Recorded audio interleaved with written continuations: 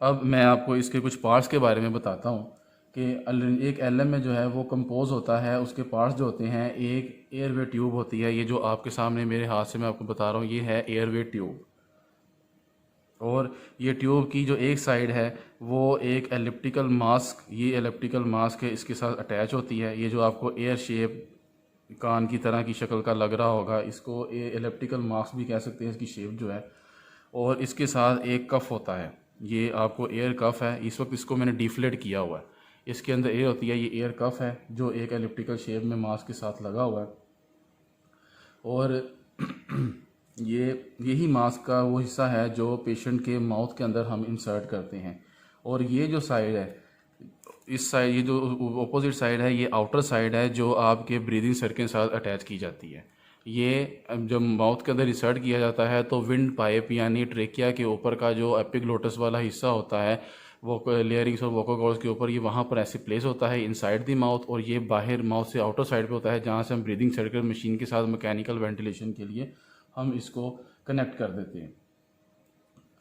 और ये तमाम इस जो एक सुप्राग्लोटिस एलएम ये डिवाइस है, इसको जब हम इंसर्ट कर देते हैं तो प्रॉपरली इंसर्शन के बाद, प्रॉपरली इंट्यूबेट करने के बाद, हम इसको एक एयर टाइट प्रॉपर सील बन जाती है आपके ट्रेकियल ट्यूब के साथ, जो आपको एयर को अपने एयरवे के ज़रिए थ्रू मैकेनिकल वेंटिलेशन और ब्रीदिंग सर्कल से एयर आते हुए प्रॉपरली आपके लंग्स तक जो एक प्रॉपर एयरवे ट्रैक जो है ना, वो उसको बना देती है।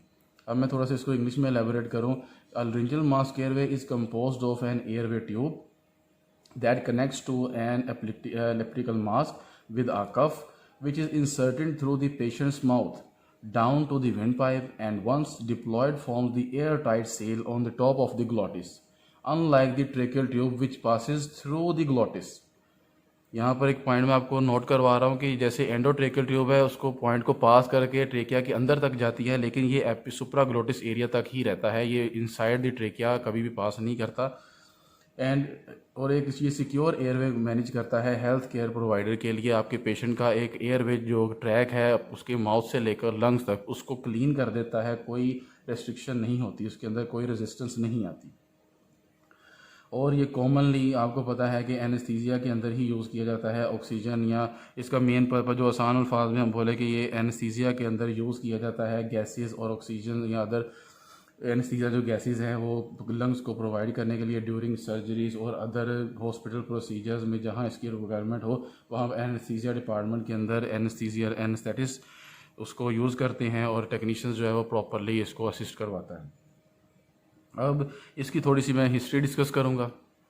हिस्ट्री के अंदर है कि जो एलएमए है, ये सबसे पहले इन्वेंट किया गया था एक ब्रिटिश एनेस्थीसियोलॉजिस्ट या एनेस्थेटिस्ट जिसको आप कहते हैं, उनका नाम था आर्चिबाल्ड ब्रेन।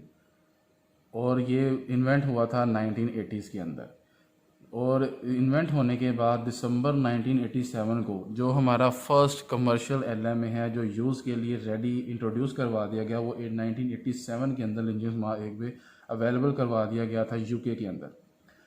ये लारिंजियल मास्क एयरवे जो है वो आज भी पूरी दुनिया के अंदर एक वाइड सर्जरीज के अंदर यूज़ होता है और बहुत ही सेटिस्फाइड और बहुत रिलायबल चीज़ है एमरजेंसी के अंदर भी और डिफरेंट यूजेस के अंदर। वो आगे मैं इंडिकेशंस और कॉन्ट्रा इंडिकेशंस वगैरह मैं आपको इसके बारे में इंट्रोड्यूस करवाऊँगा।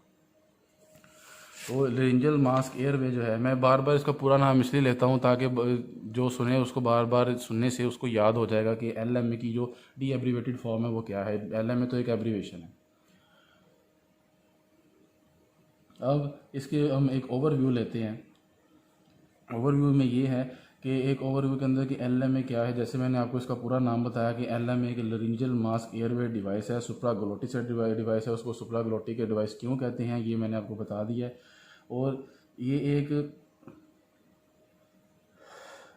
सुप्राग्लोटिक डिवाइस के साथ साथ इसको हम एक्स्ट्रा ग्लोटिक डिवाइस भी कहते हैं।